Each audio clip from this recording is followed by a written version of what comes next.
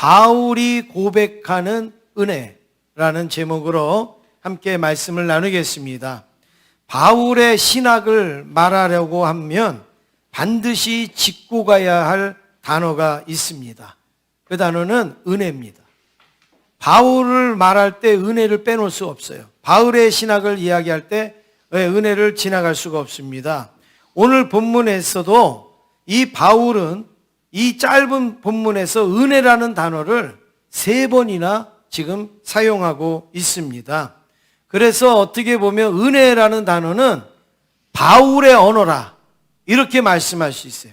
이 은혜라는 단어는 바울의 말이다 이렇게 말할 수 있을 정도로 이 은혜를 많이 사용하고 있는데, 성경에 은혜라는 단어가 몇 번 나오는가 제가 이렇게 찾아봤어요. 어디 자료에 나와 있는 게 아니고 제가 한번 찾아봤더니 291회가 나옵니다. 은혜라는 단어가 291회에 나오는데 그 중에 바울이 쓴 은혜는 약 100회 조금 넘습니다. 그러면 전체 은혜가 한 300회 된다고 생각을 할 때 바울이 쓴 은혜는 100회. 그러면 3분의 1, 은혜라는 성경 전체 용어의 3분의 1을 누가 썼는가 하면 바울이 썼어요. 사도 바울이. 그러니까 사도 바울의 언어라 이렇게 말할 수가 있는 것이고, 신학교에서도 이 바울의 신학을 이야기할 때 바울의 신학을 다른 말로 은혜의 신학 이렇게도 표현을 하고 있습니다. 그래서 오늘 본문 말씀을 보면 특별히 바울이 많이 은혜를 언급한 가운데 오늘 본문에는 바울이 은혜의 개념을 우리에게 잘 보여주는 한 4가지 정도의 힌트를 우리에게 주는 그 은혜의 개념을 보여주고 있습니다. 그래서 오늘 말씀을 한번 통해서 우리도 이 바울이 가진 은혜의 이 개념을 우리도 가지고 이 은혜가 우리의 삶 속에 차고 넘치기를 간절히 소원합니다. 첫 번째는 자기를 아는 은혜예요. 자기를 아는 은혜. 바울이 활동할 때 여러 사도들이 있었습니다. 많은 사도들이 함께 일을 했습니다.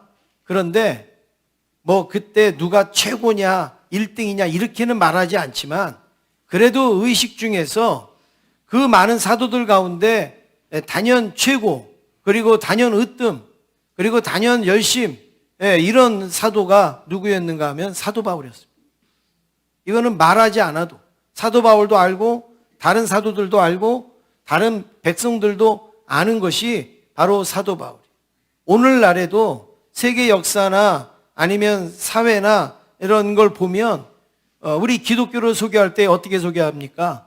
예수님 이후에 신학을 체계화시킨 사람이 사도 바울이라 이러면서 마치 어떻게 보면 예수님과 이 사도 바울을 비슷하게 표현하는 것 같은 느낌이 들 정도로 사도 바울의 역할을 이렇게 알아주지 않습니까? 그 당시에 사도 바울의 위치가 그랬어요. 그래서 초대교회의 바울은 굉장히 인정받는, 그리고 높은 권위가 있었고 많은 사람들로 하여금 존경을 받고, 그리고 많은 사람들에게 정신적인 신앙적인 그런 그 최고의 권위자였던 것을 우리는 알 수 있습니다. 그것뿐만이 아니라 이 바울이 신약 성경에 나오는 13편을 쓰지 않습니까? 그리고 그걸 편지로 보냈는데 그 자기가 쓴 서신에다가 자기를 뭐라고 표현하냐면 사도라 이렇게 표현하는 거죠. 사도라는 이 표현은요, 초대교회에서 가장 높은 어떻게 보면 그 호칭이에요. 이걸 자기가 쓰는데 13편의 서신에서 16번을 그걸 기록을 하고 있는 거예요. 그러니까 누가 봐도요, 이 사도 바울이 최고의 사도라고 말하는 거는 이상할 게 없는 거예요. 그거는 누가 이의를 삼을 게 없는 거예요. 베드로도 있잖아, 요한도 있잖아. 그렇지 않아요. 그 당시에 이 사도 바울만큼 권위 있고 그리고 능력 있는 그 사도가 없었던 것은 다 인정하고 있습니다. 그런데 사도 바울 자신은 자기를 뭐라고 말을 하느냐? 사도 바울 자신은 자기를 어떻게 표현하는가? 오늘 9절 말씀 같이 한번 읽어보시겠습니다. 9절입니다. 시작. 나는 사도 중에 가장 작은 됐습니다. 여기까지만 읽겠습니다. 사도 바울은 자기를 뭐라고 표현을 하고 있어요? 예, 사도 중에 가장 작은 자라 이렇게 표현하고 있습니다. 이거를 뭐라고 얘기하냐? 말제의식이라는 거예요. 말제의식. 나는 사도들 중에 끄트머리다. 나는 사도들 중에 말제다. 예, 이거예요. 이 이야기를 들으면 가끔 이렇게 생각하는 사람이 있습니다. 사도 바울이 겸손한 척 하는구나. 예, 사도 바울이 아주 부족한 척 하는구나. 그리고 아주 외식적이고 사람들한테 보이려고 그리고 겸손도 과장하고 일부러 꾸며서 하는 말 아닌가. 여러분 우리 주변에 그런 분들 많아요. 나는 부족합니다. 나는 할 줄 아는 게 아무것도 없습니다. 예, 나는 아무것도 아닙니다. 이렇게 얘기하는데요. 나중에 보면 다 자기가 하고 있어요. 나중에 보면 다 자기가 최고래요. 나중에 보면 자기 아니면 안 된대요. 여러분 이런 분들 많잖아요. 우리 주변에. 바울은 그렇게 말한 게 아니에요. 내가 사도들 중에 가장 작은 자라 이렇게 말한 것은 정말 사도 바울이 그렇게 인식하는 거예요. 그리고 그렇게 생각하는 거예요. 지금 사람들이 자기를 최고의 사도라고 인식을 하더라도 본인은 그렇게 여기지 않고 있는 거예요. 베드로와 요한은 어떤 사도였습니까? 예수님으로부터 직접 부름을 받은 제자였어요. 나를 따르라. 그리고 3년 동안 예수님과 동고동락했어요. 먹고 자고 입고 이런 모든 것을 같이 했던 제자가 베드로와 요한이에요. 한 번도 주님 곁을 떠나본 적이 없어요.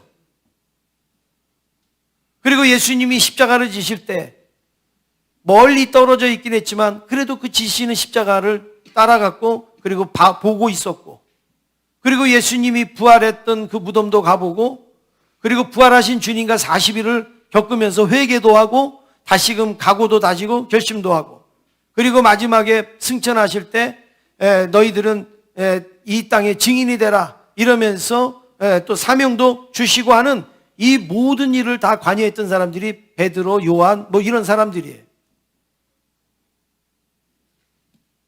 대단하지 않습니까? 사도는요 그래야지 사도예요. 그런데 그에 비해서 바울은 어떤 사람인가? 다메섹 도상에서 예수 믿는 사람 죽인다고 막 가다가 부활하신 예수님을 만납니다.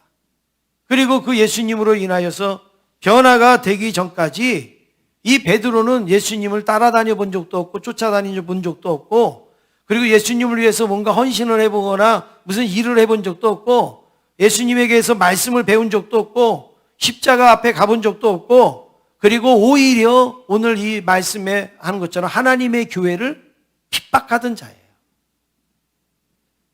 그러니 지금 이 바울하고 베드로, 요한하고는요 비교도 안 되는 거예요. 엄밀히 말하면 비교도 안 돼요.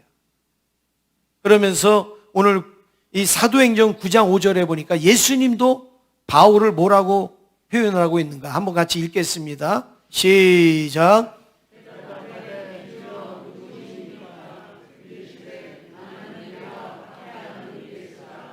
다메섹 도상에서 예수님을 만납니다. 그랬을 때 바울이 당신은 누굽니까? 이렇게 물었을 때 나는 네가 박해하는 예수다 그랬어요. 그러니까 이 바울은요 예수님에게는요 어떤 사람인가? 박해하는 사람이에요. 제자도 아니고 헌신하는 사람도 아니고 복음을 전하는 사람도 아니고 이 바울은 어떤 사람인가? 예수님을 박해하는 사람이에요. 예수님의 말씀대로 바울은 믿는 사람들을요 옥에 가두는 일에 혈안이 돼 있었고 그리고 고문하였고 심지어는 스데반과 같이 죽이기까지 했던 아주 무서운 그런 핍박자였습니다.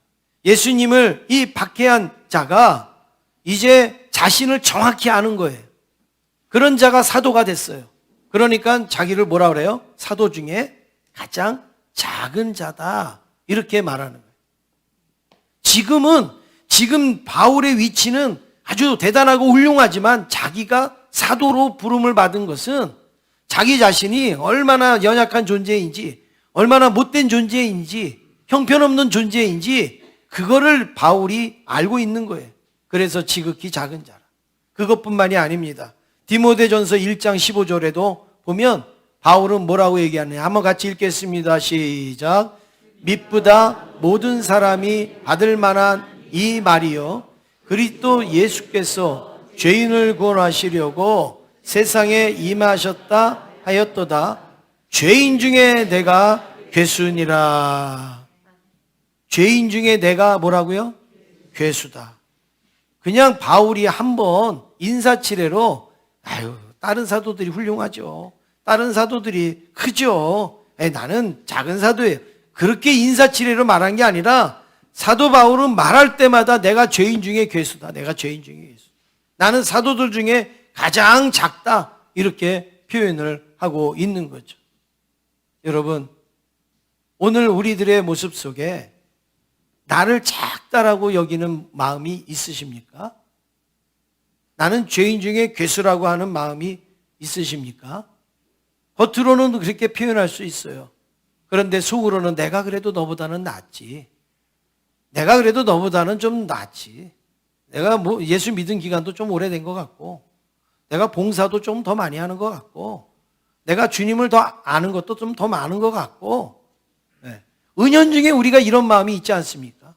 여러분, 이거는 자기를 아는 은혜가 아니에요. 사도 바울은 철저하게 자기가 늦게 출발했다. 자기가 부족했다. 자기가 형편없는 사람이다. 박해했던 사람이다. 죄인 중에 괴수다. 이거를 철저하게 인식했던 사람이 바울이에요. 그러니까 바울에게 은혜가 있는 거죠. 바울에게 은혜가 나타나는 거 아니겠습니까? 모든 은혜는 어디에서 오는가? 자신을 아는 일에서부터 은혜는 시작이 됩니다. 자신이 얼마나 대단한 사람인지를 아는 것이 아니라 내 자신이 얼마나 부족한지를 알 때 우리는 비로소 은혜를 경험하게 되는 것입니다. 옆에 있는 분하고 인사하겠습니다. 제가 제일 부족한 사람입니다. 인사하시겠습니다. 두 번째로 하나님을 인정하는 은혜입니다. 사도 바울이 자신을 아는 은혜가 있었다면 하나님을 인정하는 은혜가 있었는데 10절 우리 앞에 한번 읽어보겠습니다. 10절입니다. 시작. 그러나 내가 나된 것은 하나님의 은혜로 된 것이니 됐습니다. 여기까지 보겠습니다. 그러나 내가 나 된 것은 여기 그러나가 뭐예요? 앞에 나는 지극히 작은 사도라 이 얘기를 했잖아요.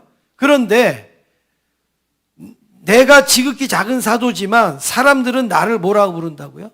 위대한 사도다. 큰 사도다 이렇게 부른다는 거예요. 그거를 지금 말하는 거예요. 내가 나된 것은 여기서 나된 게 뭐예요? 지금 당신들이 나를 인식하고 있는 거, 당신들이 나를 알아주는 거, 당신들이 나를 높여주는 거 지금 이걸 말하는 거예요. 나는 지극히 작은 사도인데 당신들이 지금 나를 이렇게 이야기해 주는 거 있지 않습니까? 이게 나된 거예요. 나된 거. 지금 내 모습이 된 거예요. 이것은 하나님의 은혜로 된 것이라 이렇게 고백을 하는 거죠. 성경을 봐도 바울만큼 전도한 사도가 어디 있습니까? 바울이 전도한 걸 보면 1차, 2차, 3차 그리고 더 나아가서는 5차까지 전도했다라는 그런 내용이 나옵니다. 그러니 이렇게 세계를 누비면서 전도한 사도가 어디 있어요? 그리고 서신서도 13편이나 쓰고 그리고 교회도 바울처럼 많이 세운 사도가 어디 있습니까? 목회도 열심히 해서 아주 목회할 때마다 부흥의 역사가 일어났고 그리고 바울은 말할 때마다 복음을 전하고 복음을 위해서 살기도 하고 죽기도 하고 했던 사람이 바울. 예수님 때문에 핍박도 당하고 고난도 당한 자가 사도 바울 아니겠습니까? 한마디로 말하면 대단한 사도예요. 사도 바울을 따라올 수 있는 사람이 없습니다. 그러니까 사람들이 대단한 사도라 그러잖아요. 그런데 그렇게 내가 된 거, 지금 바로 이걸 말하는 거예요. 내가 지금 그렇게 대단한 사도가 될 수 있었던 거, 지금 이거예요.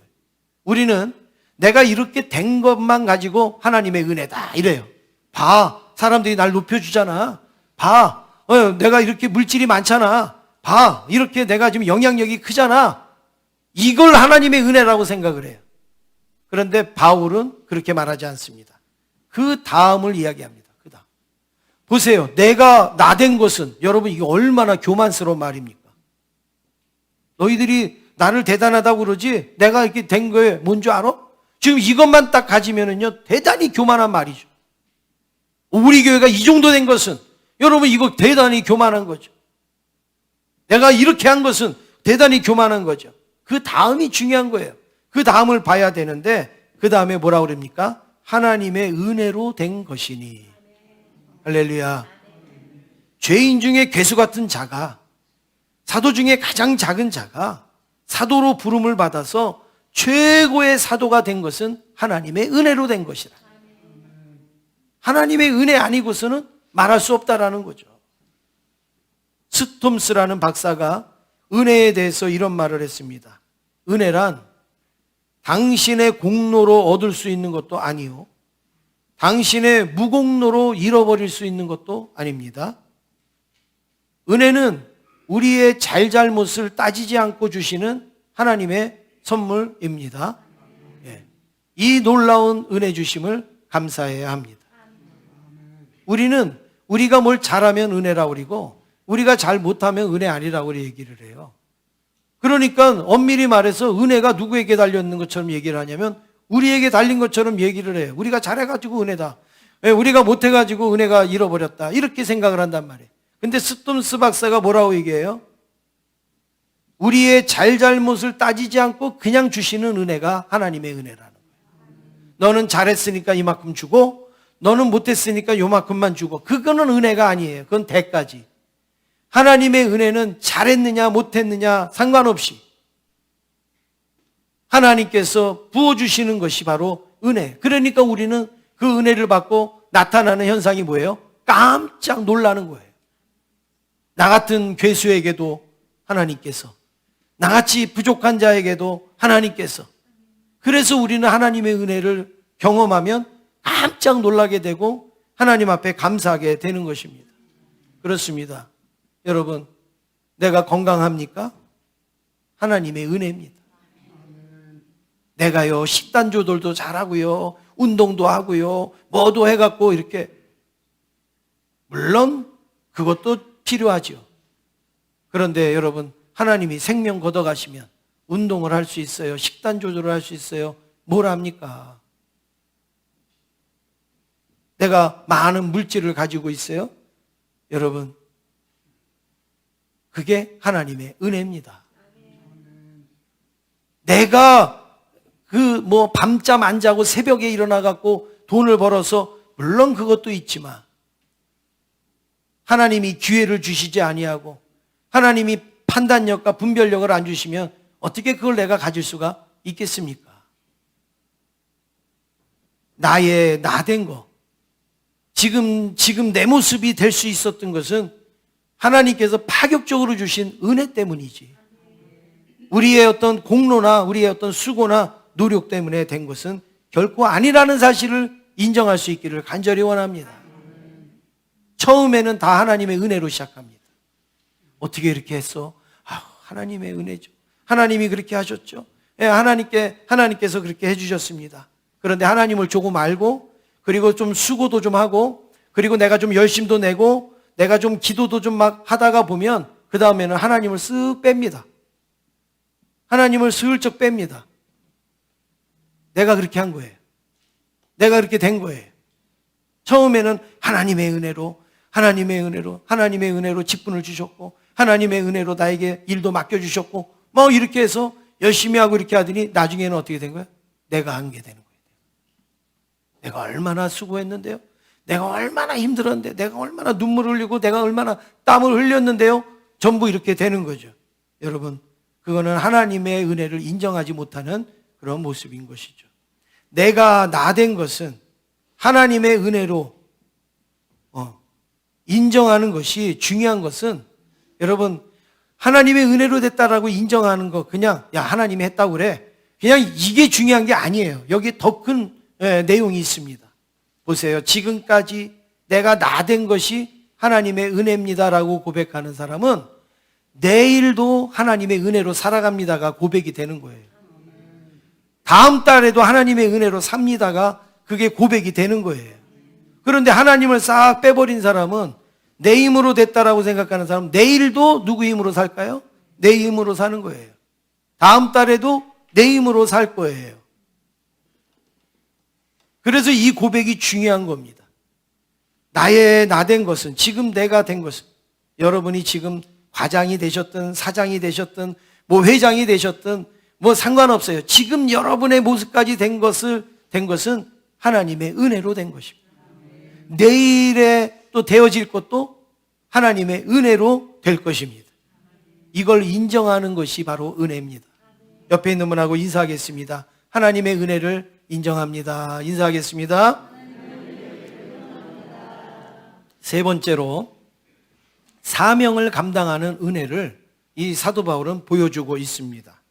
바울은 하나님의 은혜를 받았잖아요. 가장 작은 자, 그리고 죄인 중에 괴수 같은 자가 은혜를 받아서 사도가 됐어요. 최고의 권위를 가지고 있어요. 얼마나 큰 은혜입니까? 거기에 도취되지 않았습니다. 간증하면서 다니지 않았다는 거예요. 봐봐, 내가 그렇게 늦게 출발했잖아. 내가 늦게 사도가 됐잖아. 그런데 하나님의 은혜로 내가 이렇게 됐어. 내가 이만큼 이렇게 됐어. 와, 하나님의 은혜야. 하나님 앞에 감사해. 그러고 다니지 않았다고요. 무슨 말씀인가 하면, 그러면 하나님의 은혜로 됐다는 걸 말하지 말라는 얘기인가? 그런 내용이 아닙니다. 지금 바울은 여기에서 우리가 놓치기 쉬운 거를 지금 우리에게 보여주고 있습니다. 우리 10절, 그 중반절, 우리 또 좀 보시면 여기에 이런 말이 있습니다. 내게 주신 그의 은혜가 헛되지 아니하여 내가 모든 사도보다 어떻게 했다고요? 더 많이 수고하였으나 이랬어요. 내가 모든 사도보다 더 많이 수고하였다. 하나님이 나에게 은혜를 주신 것으로 만족하지 아니하고 다른 사도보다 더 많이 수고했다. 다른 사도가 5리를 가면 나는 10리를 가고, 다른 사람이 1시간 기도하면 나는 2시간 기도하고, 다른 사람이 하나를 봉사하면 나는 5개를 봉사하고 더 많이 수고했다라는 거예요. 왜 그랬는가? 바울에게는 늘 빚진 마음이 있었어요. 죄송한 마음이 있었어요. 다른 사도들이 예수님 따라다니면서 순종하고 수고하고 할 때 바울은 뭐 했습니까? 예수님을 핍박하기도 했고, 그리고 가장 늦게 사도가 되었기 때문에 그 수고는 안 했어요. 그 어려움은 없었어요. 그 3년 동안 주님과 동고동락했던 그 시간도 없었어요. 그런데 자기가 어느 날 갑자기 예수님 만나갖고 사도가 되었단 말이에요. 그러니까 먼저 제자 되고 사도 된 사람의 수고, 그들의 노력, 그걸 볼 때 미안한 거예요. 미안한 거. 그래서 그 사도들과 균형을 맞추기 위하려면 어떻게 해야 될까요? 지금이라도 열심히 해야죠. 지금이라도 뛰어야죠. 지금이라도 최선을 다해야죠. 그래서 사도 바울은 바로 그런 심정으로 더 수고했다 이거예요. 더 수고했다. 다른 사도들보다 더 많이 수고했다. 왜냐하면 나는 맨 마지막에 사도인데 대접은 지금 많이 받고 있잖아요. 그러니까는 더 내가 수고해야 된다, 이런 마음을 가진 거죠. 마치 우리 예수님의 비유 중에 그 포도원 품꾼의 비유가 있죠. 막 일하는 사람을 막 들여보내줘요. 그런데 거의 마감할 때까지 일을 못하는 사람이 있었어요. 그런데 그 주인이 너 그러면 우리 밭에 가서 일해라, 그리고 포도원으로 들여보내줘요. 이 사람은요, 들어가자마자 조금 일하다가 그냥 퇴근해야 되는 거예요. 그런데 아침부터 온 사람들은 하루 종일 땀 흘리고 일했는데 자기하고 똑같이 그 임금을 받아요. 그러면 여러분 그 마음이 어떻겠어요? 얼마나 미안하겠어요? 저 사람들은 아침부터 와서 일했는데도 한 데나리온인데 나는 늦게 끝날 때 와갖고 하는데도 나도 똑같이 받는다? 이거 얼마나 이게 미안합니까? 그러니까 어떻게 합니까? 몇 배의 갑절의 일을 하는 거예요. 열심히 하는 거예요. 나는 와서 그냥 출수만 부르고 지금 돈 받게 생겼으니까 막 몇 배 더 일하는. 여러분, 이게 된 사람이지 되지 않은 사람은 뭐예요? 그냥 난 이제 퇴근할 때 됐으니까 나도 퇴근 준비하고 그러면 안 되겠죠. 사도 바울이 지금 그런 마음이었어요. 가만히 보니까 난 숟가락만 얹은 것 같아요. 너무 미안해요. 그러니까 내가 더 많이 수고하는 거예요. 제가 이 심정을 군대 가서 느낀 적이 있어요. 군대 가서 훈련소에서 훈련을 받는데, 여러분 그 훈련 받을 때 뭐 목봉체조라는 거 있죠. 목봉체조. 이렇게 전봇대 같은 거 갖다 놓고, 그리고 이렇게 이게 머리에다 들었다가 내렸다가 들었다 한 8명 10명이 쫙 서가지고요, 그걸 이렇게 하는 거예요. 여러분, 힘들까요? 안 힘들까요? 힘들죠. 하나 하면 올리고, 둘 하면 내리고, 하나 하면 올리고, 그리고요, 이거 올려놓고서요, 한참 떠들어요. 이게 내렸을 때 떠들면 좀 나은데, 이거 올렸을 때 너희들 뭐 똑바로 안 하고 쭉쭉쭉 막 이거 한참 얘기하면요, 막 벌벌벌 떨리죠. 근데요, 이 목봉체조만 하면 다른 훈련병들은 다 막 그냥 힘들어가지고 그러는데 저는 별로 안 힘들더라고요. 왜? 이상하게 왜 나는 왜 별로 안 힘들지?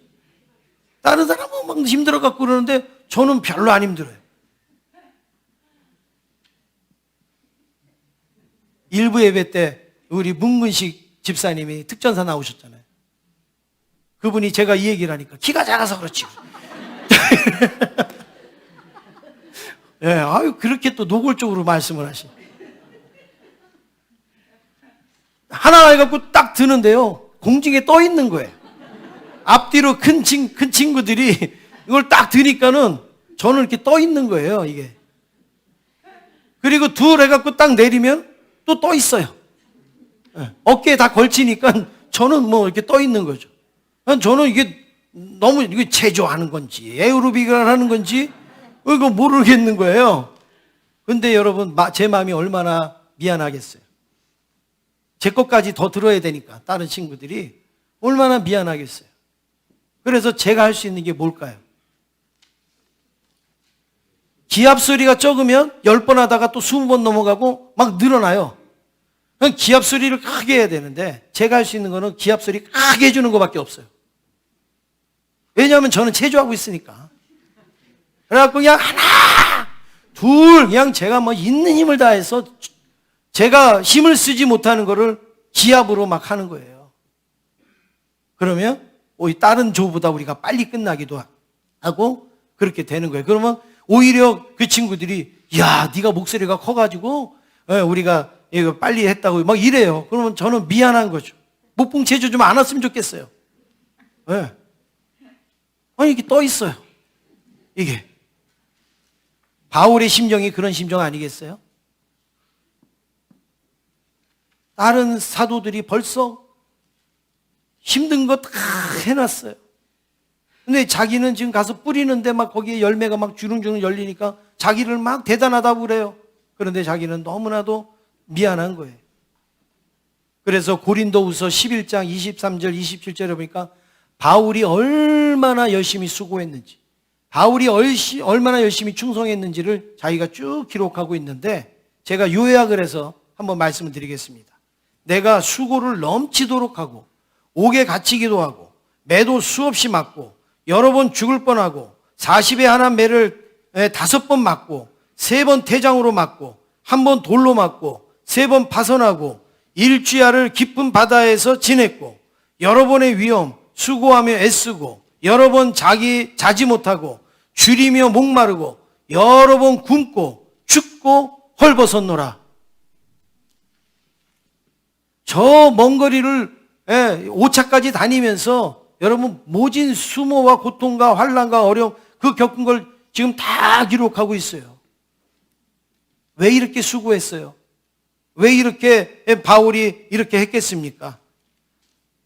모든 사도보다 내가 더 수고하겠다라는 마음이 있었던 거예요. 하나님의 은혜를 알면 남들보다 더 수고하게 돼 있습니다. 하나님의 은혜를 깨달으면 내가 더 많이 수고하고도 내 마음에 기쁨이 넘치는 겁니다. 나에게 주신 하나님의 은혜가 헛되지 않도록 우리는 더 수고하는 거예요. 하나님이 나에게 주신 은혜가 있는데 내가 수고하지 아니함으로 이게 헛될까 봐 더 열심히 수고하시는 거죠.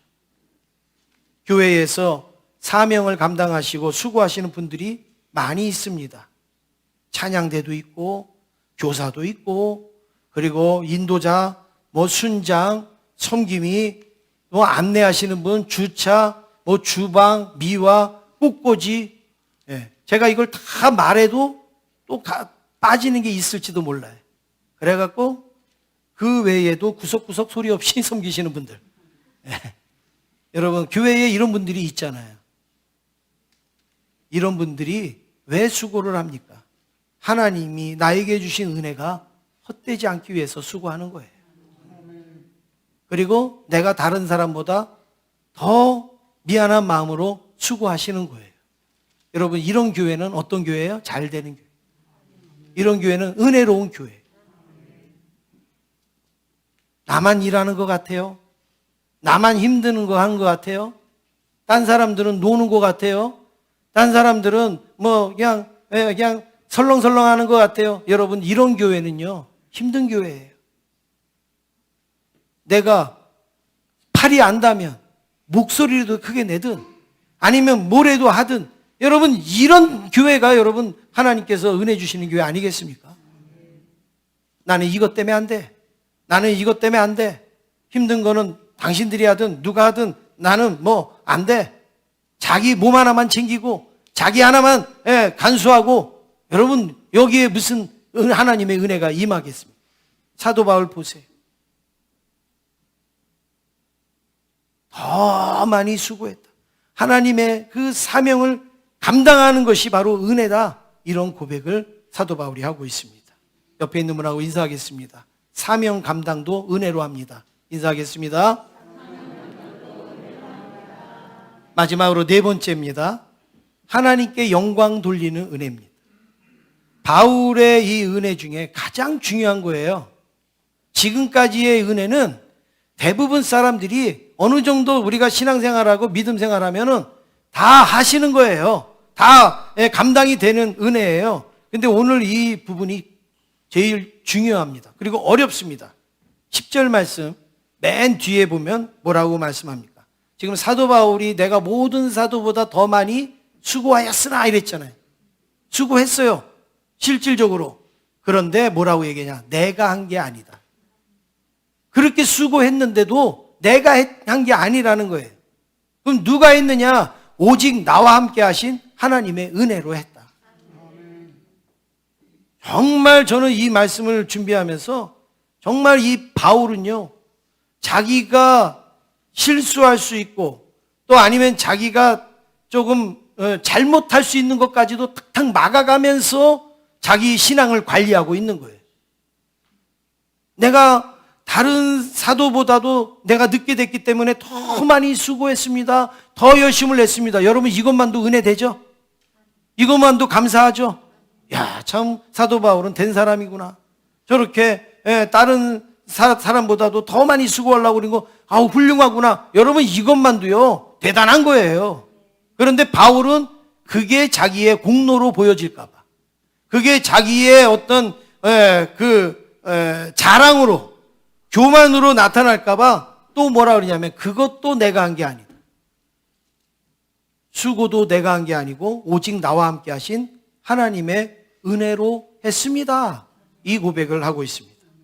바울은 사명을 감당함에 있어서 분명히 다른 사도들보다 더 열심히 감당했습니다. 다른 사도들이 할 수 없는 일들을 했습니다.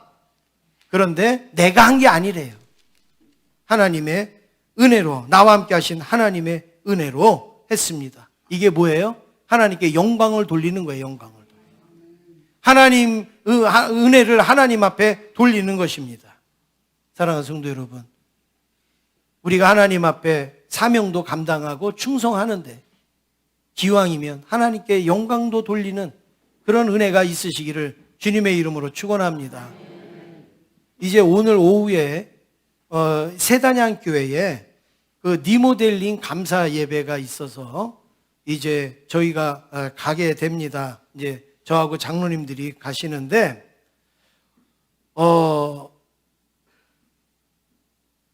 그 얼마 전에 목사님들이 그 교회에서 모여서 이렇게 얘기하는데, 이제 교회가 좀 춥다는 거예요. 그래서 저희 교회의 이 보일러 이것을 이제 알고 이제 보일러 공사를 이제 하도록 연결을 해드렸어요. 그래서 이제 보일러 공사를 하기로 됐다 이 얘기를 들어서 이제 그랬는데 이 보일러 공사는 헌금을 했는데 헌금이 좀 더 들어왔다는 거예요. 그래가지고 이걸 좀 페인트도 좀 칠해볼까? 이제 이렇게 된 거예요. 그래서 우리 장로님, 이제 페인트 하시는 장로님 있어서 물어봐서 제가 이렇게 알아봐 드릴게요. 그렇게 해서 했어요. 그래서 페인트 칠도 이렇게 하고 그랬는데, 저 강대상도 조금 바꿔야 될 것 같아요. 왜냐하면 페인트 칠 이런 거는요, 그냥 돈 내고 하신 거예요. 우리 봉사한 건 아니고. 예. 강대상도 좀 바꿀 계획이래요. 그래서 강대상이 왜니까 컴컴하고 강대상이 우중충해갖고 그렇다는 거예요. 그래서 제가 이렇게 보니까 강대상이요, 크리스탈로 된 거 좋은 거예요. 예, 그런데 뭘 그걸 바꿀 일이 없어요. 조명이 어두운 거예요, 조명이. 크리스탈의 조명이 어두우니 이게 빛납니까? 안 빛나죠. 그래서 제가 그랬어요. 차라리 강대상 몇백만 원 주고 할 바에 조명을 바꾸라고. 천장의 조명. 그러니까 그게 그 금액으로 될 수 있어요. 그래서 내가 한번 알아봐 줄 테니까 한번 해보라고. 그래서 그 금액이 안 되는 금액으로 이걸 바꿀 수가 있게 됐어요. 우리 장로님들 통해 가지고. 그래갖고 또 이제 하는데 위에가 지저분하잖아요. 그러니까 페인트 또 칠하고 이렇게 해서 싹 바꿨어요. 그래서 우리 교회 세 분의 장로님이 가셔서 이제 뭐 이렇게 도와드리고 이렇게 해서 이거를 하는데, 여러분 지금 저 교회인데 어때요? 깔끔하죠? 예. 뭐 그 교회가 그 전에 그렇게 나쁜 저기는 아니었어요. 그렇지만 훨씬 지금 좋아진 모습인데, 우리 장로님들이 또 일하시다가 보니까 또 감동이 되시는 거예요. 예. 그래가지고 어떻게 했느냐? 그 뒤에 들어오는 그 현관의 문이 강화문으로 돼 있는데, 이제 그 부분도 바꿔야 되는데, 장로님들이 오셔서 목사님 그거는 저희들이 하겠습니다 이러시는 거예요. 그래서 제가 목사님한테 다른 거는 다 돈 받고 했지만 이거는 우리 장로님들이 봉사하시겠다고 합니다. 그랬더니 너무너무 감사하는 거예요. 너무너무. 그리고 막 뒤에 막 붙박이장 막 이런 거를 다 해드렸어요. 그랬더니 목사님이 너무너무 감사해서 지난번에 우리 말씀 축제 때 성도들하고 막 다 와서 막 은혜를 받았잖아요. 근데 또 와서 은혜를 받고 너무 또 좋아하시는 거예요. 그러면서 뭐라고 얘기하느냐? 전화가 왔어요. 목사님, 우리 장로님들이 너무나 수고하시고 고생하시고 며칠 동안을 막 이렇게 하셔서 너무 감사하다고. 그래서 감사 예배를 드리기로 했는데 우리 장로님들하고 같이 오셔서 감사 예배를 드려달라고. 그래서 저는 장로님들 가는데 따라가는 거예요, 제가. 그냥 따라오기 뭐 하니까 설교도 해주세요. 그래갖고 저는 그냥 가서 설교하고 우리 장로님들은 가서 특송하기로 그렇게 했어요. 여러분 이게 뭐냐면 수고했어요. 그러면 여기서 수고한 것으로 끝나면 그거 장로님들 자랑밖에 안 되는 거잖아요. 지금 수고하셨습니다. 우리 장로님들이 수고하셨습니다. 이러면 자랑이에요. 그런데 감사 예배로 나가잖아요. 감사 예배를 드리지 않습니까? 여러분 그게 뭐예요? 하나님이 하셨습니다. 하나님의 은혜입니다. 하나님이 우리에게 그 일을 할 수 있는 기회를 주신 거고 하나님이 그 일을 동참할 수 있도록 은혜를 주셨습니다. 하나님께 영광을 돌리는 거 아닙니까? 여러분 우리의 삶 속에 하나님의 은혜로 여겨지고 감사하는 게 여겨집니까? 그러면 예배로 여러분 영광 돌릴 수 있기를 원합니다. 하나님이 나 건강 주셨어요. 나 건강 주셔서 얼마나 감사한지 몰라요. 근데 왜 교회는 안 나오냔 말이에요.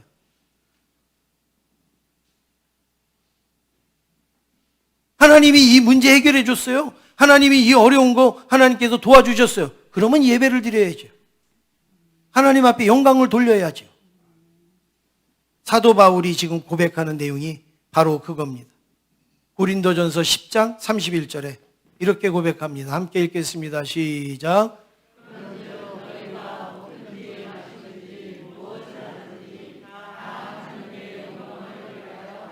예, 먹든지 마시든지 무엇을 하든지 누구의 영광을 위하여? 하나님의 영광을 위하여.